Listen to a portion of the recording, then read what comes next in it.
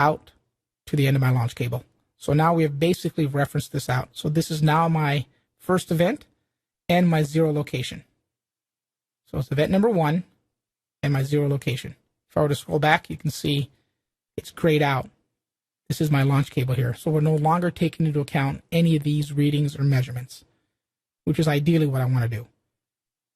So now that we've done that, we don't need to do this again. So if I'm using this same launch cable over and over, I just do this once, kind of set it and forget it type of thing, right? So now I'm going to jump back into the identification tab here, and I'm going to set up my test. So whatever identifiers I want to use, this will be part of my file naming. If you look down here at the bottom, you'll see it's fiber1.trc. So when I save this trace, that's what it's going to be named, which doesn't make a whole lot of sense to me. So I want to populate this as much as possible. So if I have any information here, so if this, has a project name, Acme project or whatever, you can input your company name, customer information. So we're not going to step through all of this. I do like to put at the bare minimum location A. So in this case here, we'll just call it Central Office 1. And then for location B, we'll call it Central Office 2. Pretty simple.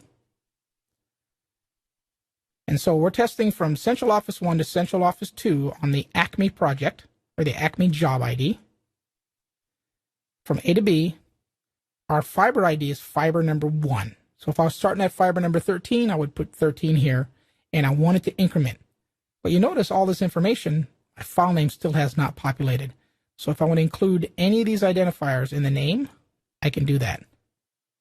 So now it is Acme, Fiber 1, Central Office 1 to Central Office 2.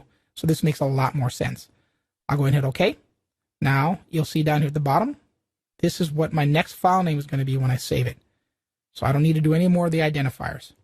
I'll go into test configuration here.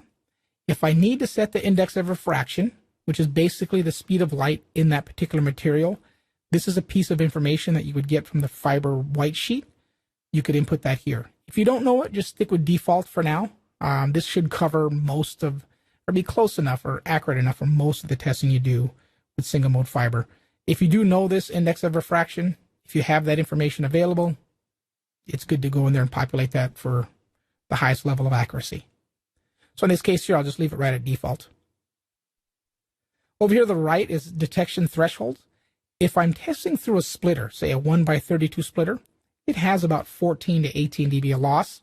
I would want to increase my end of fiber detection threshold to test past that. So what this means is anything greater than